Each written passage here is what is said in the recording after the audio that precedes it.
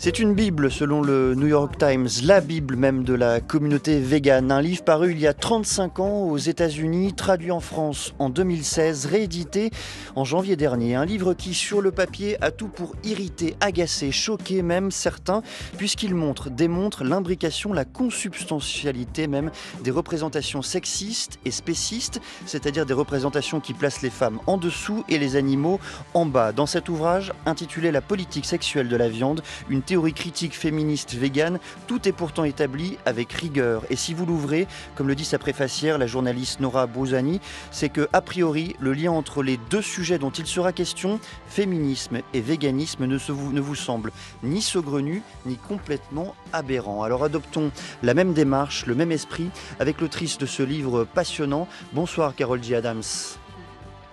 Good evening. Thank you for having me. Bonsoir, merci d'être en France. Merci également d'être sur France Culture. Vous êtes militante féminine antispéciste américaine et chercheuse indépendante. Votre ouvrage que je citais est réédité depuis le 24 janvier 2025 aux éditions du Passager clandestin. Et merci également à Maud Morrison qui assure l'interprétation de cet échange.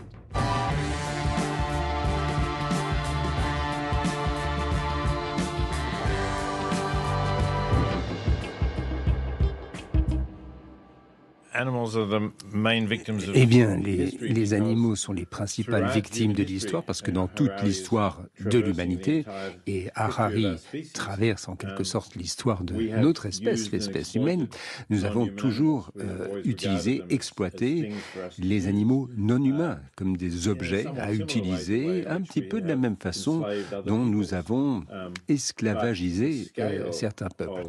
Mais l'ampleur de ce que l'on fait aux animaux est bien plus large. Chaque jour, nous élevons et nous tuons 200 milliards d'animaux chaque année. Et le chiffre est astronomique, à peu près inconcevable, mais chacun de ces êtres vivants sont sentients. Ils ressentent de la douleur, ils souffrent et on les tue. La voix de Peter Singer, reçue sur France Culture en 2024. Peter Singer, l'un des grands penseurs pionniers même de la pensée antispéciste. J'ai lu, Carole Adams, que vous-même, vous aviez été sensibilisée à ce sujet. Un matin où vous aviez perdu votre poney, vous avez retrouvé votre poney mort, décédé, et le soir même, en mangeant un hamburger, vous avez fait le lien entre les deux, entre l'animal et la viande, et vous vous êtes dit qu'il fallait arrêter. Yes, Oui. I bit into the hamburger and I J'ai thought, pris une bouchée du hamburger what am I doing? et je me suis dit, mais I'm qu'est-ce que je suis en train de faire? Je How suis can I hypocrite. eat this cow? Comment Is est-ce it que je because peux I didn't manger know cette the vache? cow? Est-ce que c'est parce que je ne la And I connaissais would pas? not eat Jimmy the pony Parce que je who's n'aurais lying jamais dead mangé to Jimmy, bury mon him poney, tomorrow. qui So I repose must be a mort. On va hypocrite. l'enterrer demain. But I Donc do ça fait de think moi une that hypocrite. thought process Mais je was pense que ce enabled processus by de pensée feminist a consciousness raising that été sees the political, facilité the par personal, la prise de and the conscience personal is the féministe qui political. considère que l'intime est le politique et vice-versa. C'est là que j'allais en venir. Voilà pour la naissance, l'histoire derrière la naissance de votre véganisme. Comment s'est rejoint justement cette pensée végane d'un côté et votre engagement, votre pensée féministe de l'autre? Comment s'est opéré le croisement entre les deux? Back in 1974, En I was living in 1974, Cambridge je and vivais walking to à Harvard Square. Cambridge et I was je thinking me about dirigeais à pied how vers many Harvard Square. feminists in Et the past had been j'étais en train de réfléchir au nombre de I was féministes qui reading étaient books végétariennes. about feminism Je lisais de nombreux livres sur le féminisme, figured something about animals and, des livres violence. qui mentionnaient la violence à l'encontre des Suddenly, I animaux. realized there must Et puis be a tout d'un coup, je me suis connection rendu compte qu'il devait y between avoir un lien patriarchy entre le and patriarcat et la feminism, consommation carnée et le féminisme et le sort of like végétarisme. levitating off the Et ground. j'étais un peu comme sur un petit nuage. Alors je voudrais qu'on entre dans le détail de ce livre qui est réédité en France et intitulé La politique sexuelle de la viande. Il faut le dire, c'est un livre scientifique extrêmement documenté. Ce n'est pas un essai ou un simple essai, ce sont des années de travail accumulées. Et ce que vous mettez notamment en exergue, Carole Adams, c'est que la consommation de viande est historiquement liée, associée même au pouvoir masculin. Il faut nous expliquer cette corrélation entre les deux. There's a belief that eating meat is something that makes you more virile. Il y a cette croyance qui existe que la consommation carnée vous rend plus viril, plus courageux, plus masculin. Et d'ailleurs, on a vu la réaction aux propos de Sandrine Rousseau en 2022 qui suggérait de renoncer à la viande pour sauver l'environnement. et qu'il ne fallait arrêter de considérer que c'était viril, mais c'est tout le sujet de la politique sexuelle de la viande. Nous avons greffé cette idée sur le genre que les hommes consomment de la viande. Vous illustrez même cela avec la division des tâches dans les sociétés traditionnelles. Il faut nous réexpliciter une nouvelle fois cet exemple parce que là aussi, il est manifeste. There are lots of historical Il explanations for how existe we de came up with nombreuses this. explications One is the idea historiques that pour men la were the situation hunters, that it was because dans of laquelle nous this, that sommes. L'une, men c'est l'homme hunted chasseur, and women gathered, les hommes and chassaient, this is les why we femmes have it. But cueillaient. we now know that the Mais nous majority savons of à présent protein que la that majorité women des gathered was protéines actually rassemblées par the les central part of the femmes diet. So, constituaient that's not true. la majeure partie de We l'alimentation. think Donc that by cette théorie a été eating, réfutée. On strong pense animals qu'en were strong, consommant but that's not des true either. We could animaux be puissants, equally nous strong devenions by puissants, eating mais ce what n'est the pas vrai. On animals peut être tout eat. aussi puissant en But the ayant la même alimentation que les mythology animaux is eux-mêmes. so Mais strong. ce mythe And I est think si it's tied profondément with ancré, colonialism et je pense que that c'est lié au we think colonialisme. that eating Nous rice or pensons tofu que la makes us consommation weak. de riz ou de tofu nous It's a affaiblit. mythology, Mais but c'est it's un strong. mythe, mais qui est encore bien présent. On va revenir sur l'affaiblissement, ou du moins sur la perception de l'affaiblissement qui entoure l'imaginaire vegan, mais je reste un instant sur la dimension historique de votre travail. Vous expliquez que même historiquement, là encore, dans les situations de famine, ce sont les femmes qui se privent, qui s'auto-privent et qui laissent les hommes avoir un accès à la nourriture et notamment à la viande. Yes. Throughout the Oui, world, there is this belief effectivement, that dans men le should get the monde, best protein. Even in on 19th croit century que England, working les hommes class devraient avoir les women meilleures did not protéines. eat, Même au the 19e siècle en pig meat, Angleterre, which les was femmes the de la best classe protein in their laborieuse household. ne consommaient Even pas when they were les pregnant, meilleures their protéines protein ou needs were considérées comme les mêmes higher than protéines dans men. leur foyer, même And the quand elles same étaient thing operates enceintes et wherever qu'elles avaient besoin de plus de there's protéines que les hommes. an extreme problem with getting enough food. There's still this Même belief that men en need the situation protein. de famine, cette croyance perdure. Comment est-ce que vous expliquez le fait que le véganisme hérisse le poil de tant de monde aujourd'hui? Comment vous expliquez que le sujet soit à ce point politique? Quand je suis arrivé à la radio le premier mois, on m'a expliqué, c'est Emmanuel Laurentin même qui m'a expliqué un soir qu'il y avait quelques sujets qui hérissaient le poil de beaucoup de monde et qu'il fallait évoquer avec prudence. Il le disait évidemment avec un sourire. C'était notamment le véganisme. Comment est-ce que vous expliquez cela? Because vegans have figured out we Car don't les have to eat véganes animals. se sont rendus compte que nous n'avons pas besoin de manger les animaux. Nous sommes la preuve vivante que nous pouvons nous rendre compte que les produits laitiers, les œufs et la viande sont des productions violentes. Et donc, nous souhaitons dire aux autres qu'il n'y a pas besoin de se sentir coupable. Vous pouvez résister, vous pouvez rejoindre un monde où le véganisme va de soi. Notre existence menace donc toutes les autres personnes qui souhaitent rester dans leur petit confort face à quelque chose qui est inconfortable, le fait de tuer des animaux. Vous écrivez, Carole Adams, face à cela, le féminisme et le végétarisme sont perçus comme menaçants, puisqu'éliminer la chair revient à menacer la structure de la culture patriarcale au sens le plus large. Là aussi, comment vous établissez un lien si direct dans cette phrase, mais de manière beaucoup plus étayée dans le livre, entre le véganisme, l'attrait pour la viande et la situation, le système patriarcal? So I would disagree with Peter Singer. Donc moi, je ne suis pas d'accord avec Peter Singer. Les animaux sont les premières victimes, mais les femmes également. Dans un système patriarcal, les animaux et les femmes sont considérés comme étant inférieurs aux hommes, et notre conceptualisation de qui humain repose sur des caractéristiques mâles ou que nous considérons mâles, et les femmes sont souvent assimilées aux animaux. Il y avait des dénominations féminines et animales dans certaines lois qui n'avaient aucun droit. Nous traitons souvent de la même façon les femmes et les animaux. Il y a un aller et retour entre les deux. Il y a une connexion. Et les femmes et les animaux sont méprisés et c'est inscrit dans notre culture. Sur les parallèles très forts que vous établissez, c'est évident après vous avoir lu, Carole Adams, mais tout de même les chiffres mis en exergue, encore une fois, par Peter Singer. On parle de centaines de millions d'animaux tués chaque jour. Ce n'est pas le cas des femmes. Right. Oui. Animals are terribly victimized. Les animaux souffrent terriblement. Il ne s'agit pas des premières victimes.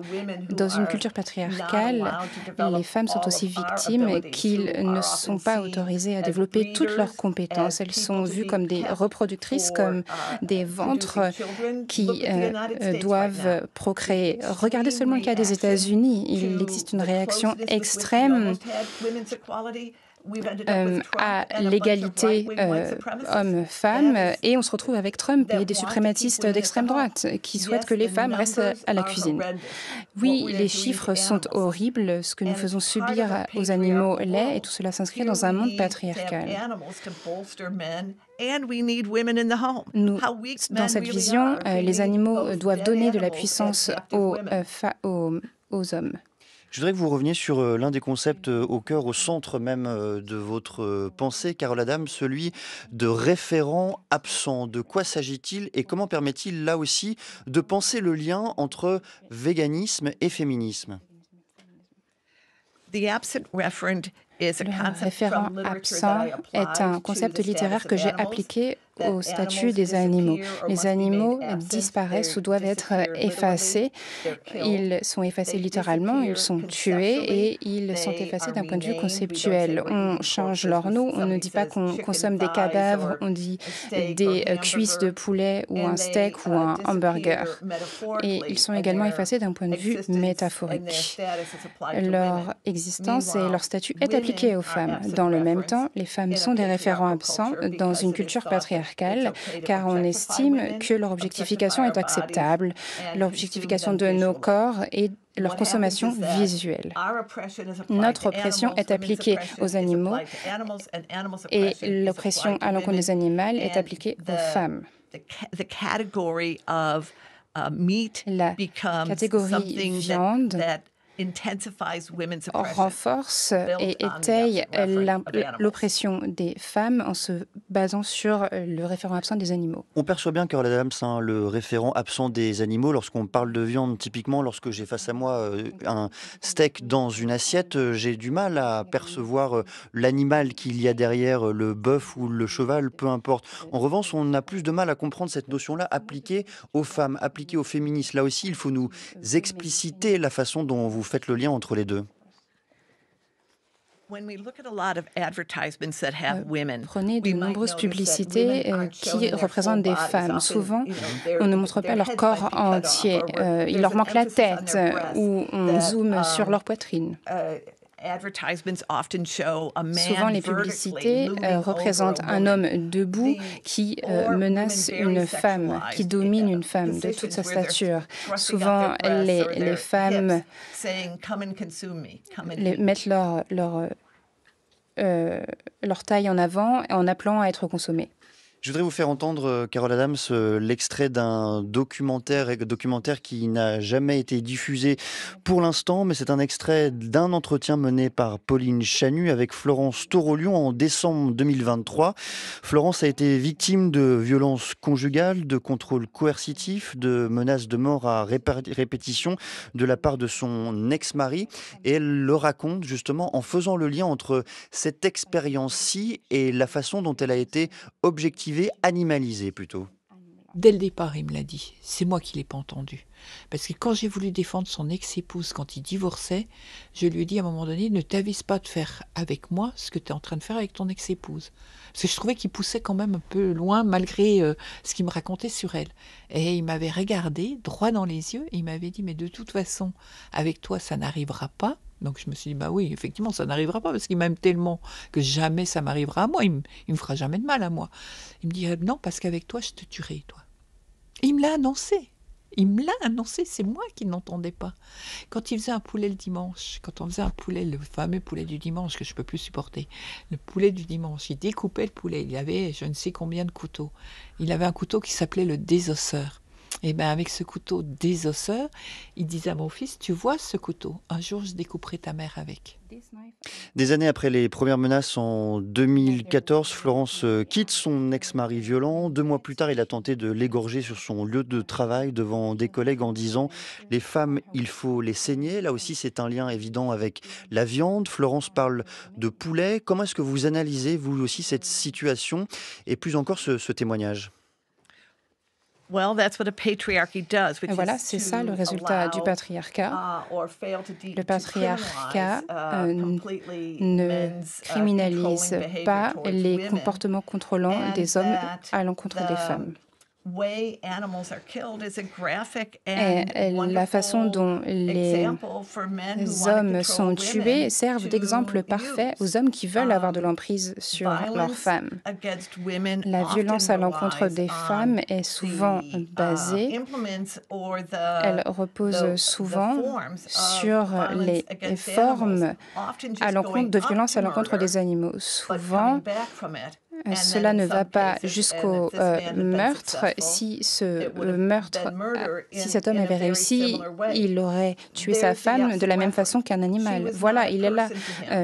Le référent absent, il ne la voyait pas comme une personne, mais comme quelqu'un qu'il pouvait contrôler. Un autre exemple, je connais une femme qui est venue me parler, elle était étouffée, étranglée par son ami, elle s'est dit « Mon mari me dit qu'il m'aime, mais il va me tuer ». Et moi, je lui ai dit « Et moi, je mange des animaux, mais je les mange ». Et dans cet instant, elle lui a échappé, elle a trouvé un moyen de lui échapper et est devenue végane dans le même temps. Donc les femmes voient l'existence de cette connexion. Je sais que vous avez connaissance, Carole Adams, de l'existence du procès Mazan, de l'affaire des viols de Mazan. Et comment votre pensée peut permettre de mieux saisir, de mieux comprendre ce qui s'est joué dans ces viols terrifiants à répétition ? Je pense que plusieurs choses étaient à l'œuvre. Tout d'abord, elle était inconsciente. Et comme je le dis dans la politique sexuelle de la viande, il est beaucoup plus simple de violer ou de tuer une personne, un être inconscient, qu'une personne consciente. Deuxième chose à l'œuvre, son mari affirmait qu'elle était d'accord, qu'elle avait donné son consentement clair, mais une personne inconsciente ne peut pas donner son consentement. Cependant, nous vivons dans un monde sexiste et patriarcal qui accepte l'idée qu'une femme à l'horizontale est tout simplement disponible. Et tous ces violeurs ont accepté l'objectification de cette femme et la consommation de cette femme, pour reprendre les termes de mon livre, mais pas la consommation littérale. Ce lien que vous établissez entre véganisme et féminisme, comment permet-il aussi de mieux comprendre, de mieux saisir le phénomène de la pornographie et son succès important, et j'allais même dire son succès croissant aujourd'hui ? Je pense qu'il y a deux approches. Tout d'abord, la pornographie est un comportement addictif, tout comme la consommation carnée ou de produits laitiers ou d'œufs. Les gens ne savent pas comment en sortir. Mais la pornographie et la consommation d'aliments d'origine animale part du principe que les êtres consommés soit ont donné leur accord ou sont si inférieurs, leur statut est si inférieur que leur consentement ne compte pas. Je voudrais vous faire entendre la voix d'un homme qui est aujourd'hui président des États-Unis, qui a été un temps publicitaire puisqu'il vendait ce qu'il appelait des Trump steaks, donc les steaks de Donald Trump. On écoute la voix du président des États-Unis. Les steaks Trump sont de loin le bœuf le plus savoureux et le plus goûteux que vous ayez jamais mangé. Il s'agit vraiment d'une catégorie à part. Les steaks Trump sont des steaks 5 étoiles de qualité gastronomique qui appartiennent à une catégorie très très sélective de restaurants et sont certifiés Angus Beef Prime. Il n'y a rien de mieux que cela parmi tout le bœuf produit en Amérique. Moins de 1% d'entre eux entrent dans cette catégorie. C'est le meilleur du meilleur. Pas du tout certain de vouloir goûter le meilleur du meilleur, Carole Adams, mais est-ce que vous êtes surprise vous-même que Donald Trump fasse la promotion, la publicité de steak, qu'il en ait même apposé son nom sur une marque ? J'ai deux choses à dire. Tout d'abord, cette entreprise, ça a été un échec. Ils ont mis la clé sur la porte. Mais il a autant de tort sur les steaks Trump que sur l'Ukraine.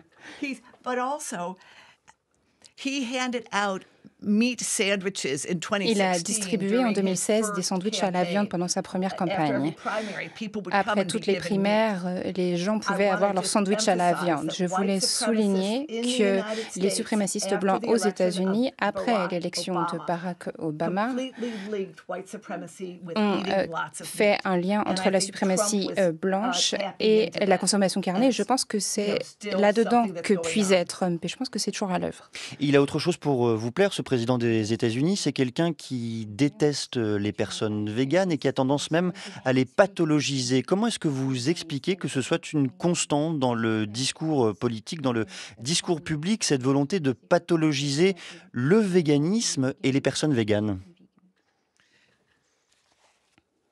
Je pense que cela illustre la faiblesse de l'argument en faveur de la consommation carnée, parce que cela ne répond pas aux arguments des véganes et il est nécessaire d'en faire une attaque personnelle contre un individu plutôt que de le considérer comme un mouvement très puissant et qui s'appuie sur des arguments solides. Les personnes contre les véganes doivent en faire une pathologie et si vous vous penchez sur les pathologies de la consommation carnée, finalement, là, vous avez des gens qui mangent des cadavres ou le résultat de la lactation d'une vache et ça ne leur pose pas de problème, alors que c'est un comportement pathologique, surtout au vu de la crise environnementale actuelle.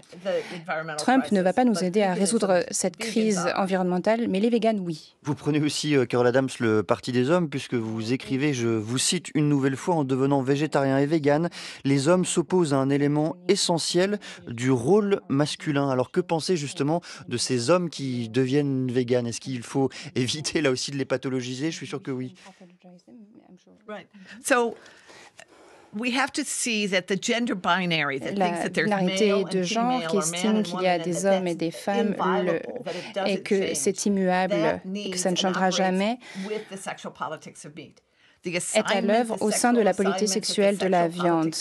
L'assignation sexuelle de la politique sexuelle de la viande fonctionne également dans la binarité de genre. Donc tout homme qui, d'une certaine façon, s'y oppose et devient vegan remet en cause la binarité de genre. Et encore une fois, c'est beaucoup plus facile de les pointer du doigt alors qu'ils font preuve de beaucoup de courage plutôt que de se pencher sur nos préjugés de genre. Vous écrivez même regretter que les féministes s'arrêtent à la question des femmes et ne vont pas jusqu'à une critique plus large du spécisme. Et on sent, en vous lisant, on perçoit du moins une forme de critique profonde à leur encontre. Est-ce que c'est un reproche direct ou non que vous leur formulez ? Non, ce n'est pas un reproche, mais je souhaite que nous nous allions au-delà d'une analyse anthropocentrée du problème. Si les animaux sont liés aux autres êtres vivants, nous devons le reconnaître. Par exemple, il y a un panneau à Paris après la marche de la Journée internationale des femmes à Paris que j'ai vu qui dit patriarcat et qu'aussi des féministes. Ça, c'est la politique sexuelle de la viande. Comment y réagir ? On ne peut pas se contenter d'être féministe, il faut rejeter d'un même tenant l'écocide et la consommation d'aliments carnés et de produits laitiers. Cela fait partie de l'écocide. Je le disais, pour beaucoup aux États-Unis, ce livre paru il y a déjà 35 ans est une Bible. C'est le New York Times qui disait la Bible de la communauté végane. Qu'est-ce qui a changé en 35 ans ? Est-ce que vous avez le sentiment que votre combat a progressé ou bien au contraire, quand on voit les résultats des élections, on parle souvent d'une façon un peu étrange, d'ailleurs je trouve, d'Amérique profonde. Est-ce que vous avez le sentiment qu'il y a encore un gouffre entre ces écrits, votre pensée et la réalité sociale du monde ? Je pense que l'égalité est un concept très menaçant. Et dans les faits, il a permis aux femmes, aux personnes racisées, aux lesbiennes, aux gays, aux personnes trans, de faire partie de la culture d'une façon nouvelle et excitante. Et l'élection de Trump illustre la menace que représente l'égalité. Mon livre a des répercussions et j'aime à penser qu'il donne toujours de l'espoir et la force de résister à ses lecteurs et de changer. Merci beaucoup, Carole Adams, de cet échange, de cette discussion. Je sais que vous avez donné beaucoup d'interviews et d'entretiens cet après-midi. Merci d'être venu également ce soir à France Culture. Je rappelle le titre de votre ouvrage, La politique sexuelle de la viande, une théorie critique féministe végane. Il est préfacé en français par la journaliste Nora Boisouni. Et puis je remercie également toute l'équipe de celles et ceux qui font les questions du soir. Stéphanie Villeneuve, Fanny Richet, Apolline Limosino, Pascaline Bonnet, Roxane Poulain, Mathias Mégy, Rodi Eken. À la réalisation, c'est François Richet et aux manettes ce soir, c'était Jean Guillain. Mais je remercie également à Maud Morrison qui a assuré l'interprétation de cette discussion.